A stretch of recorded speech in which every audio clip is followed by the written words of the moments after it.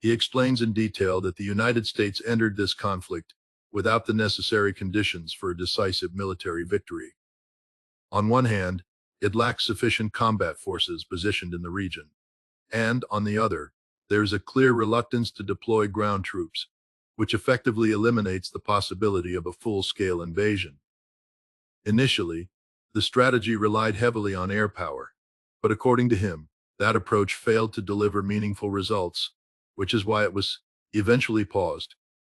With no ground option and ineffective aerial pressure, the administration shifted toward naval power, particularly a blockade, believing it could serve as a coercive tool against Iran.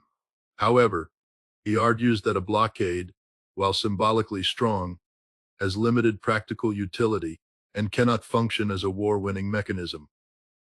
This explains why discussions have resurfaced about resuming bombing campaigns, even though those same tactics previously failed. In his view, a key complication in this process, he notes, is the role of Israel and its strong influence within U.S. political circles. According to him, Israeli leadership is determined to pursue maximalist objectives, particularly regime change in Iran, and will resist any agreement that falls short of that goal.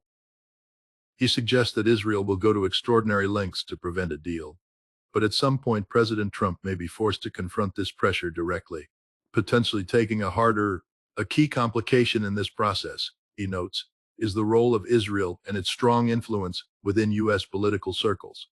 According to him, Israeli leadership is determined to pursue maximalist objectives, particularly regime change in Iran, and will resist any agreement that falls short of that goal.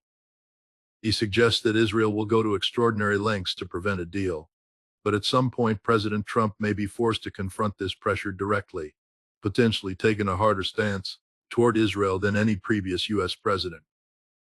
The driving force behind such a decision would not be ideological but economic, as the continuation of the war increasingly threatens the stability of the global economy. He argues that the conflict is already pushing the world toward a dangerous economic tipping point. Disruptions in key energy routes, especially around the Strait of Hormuz and the Red Sea, are constraining the flow of oil and other critical resources, since a significant portion of the world's oil supply passes through these monadic. Even partial disruptions have major consequences. He estimates that a large share of oil that would normally enter global markets is currently blocked, and warns that a full shutdown could be catastrophic. Beyond oil, he highlights the impact on fertilizers, aluminum, helium, and refined fuels such as diesel and jet fuel, all of which are essential for global industry, agriculture, and transportation. A prolonged disruption in these supplies could lead to rising food prices, shortages, and even famine in vulnerable regions. He also points out that Europe, in particular, may face severe energy constraints if the situation worsens, including potential shortages of jet fuel within weeks. In this context, he argues that the longer the conflict continues, the greater the economic damage will be, making a negotiated settlement increasingly urgent. At the same time, he dismisses the idea that military escalation can achieve the political objectives being pursued. He notes that one of Israel's primary goals, regime change in Iran, has actually become less achievable as a result of the war.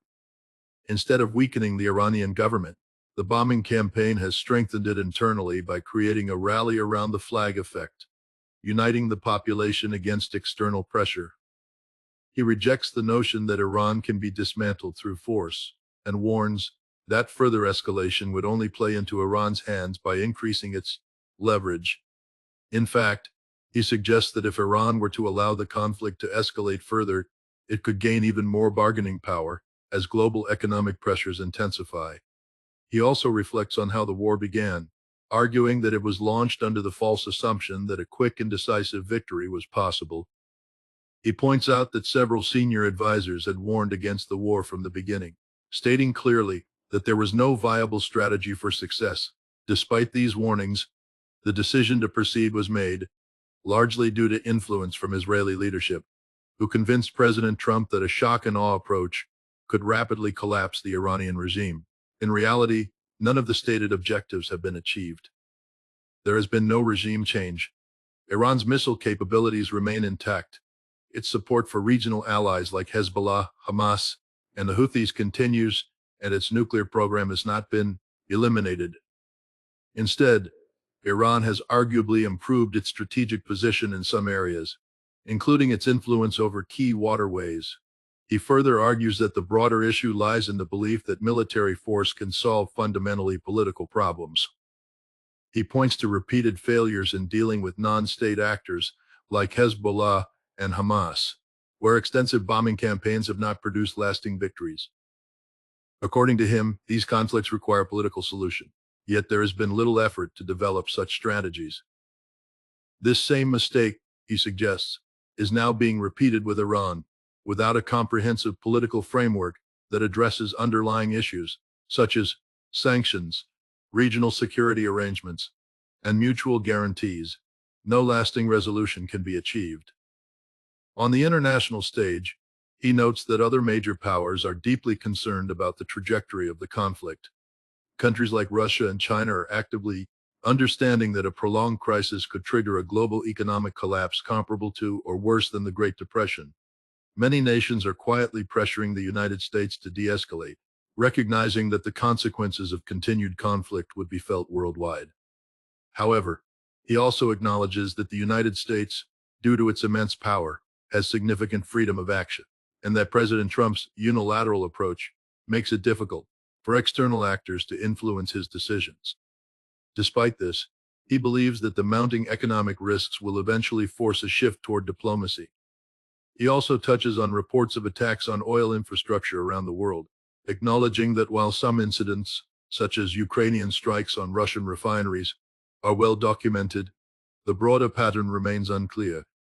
He refrains from drawing firm conclusions, but recognizes that such disruptions add to the overall instability of global energy markets. Ultimately, his conclusion is that the United States has already lost the war in practical terms, even if that reality has not been formally acknowledged. Continuing the conflict or escalating it further will not change that outcome and will instead increase the risk of widespread economic and geopolitical disaster.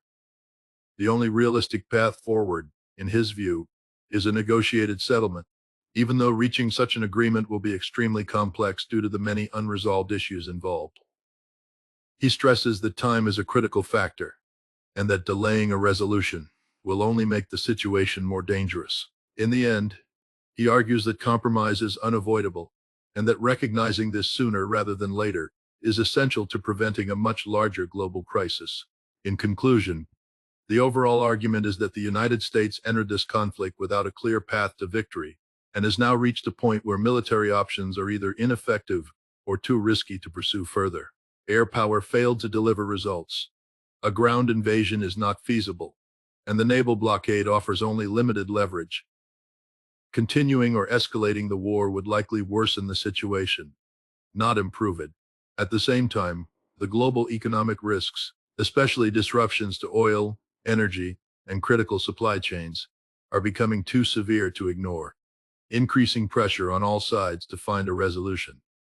Despite resistance from Israel and internal political pressures, the reality is that the United States is operating from a weak position and cannot achieve its original objectives through force. Therefore, the only realistic path forward is negotiation, even if it requires significant concessions. Ultimately, the longer the conflict continues, the greater the risk of widespread economic and geopolitical damage, making a diplomatic settlement not just necessary, but urgent.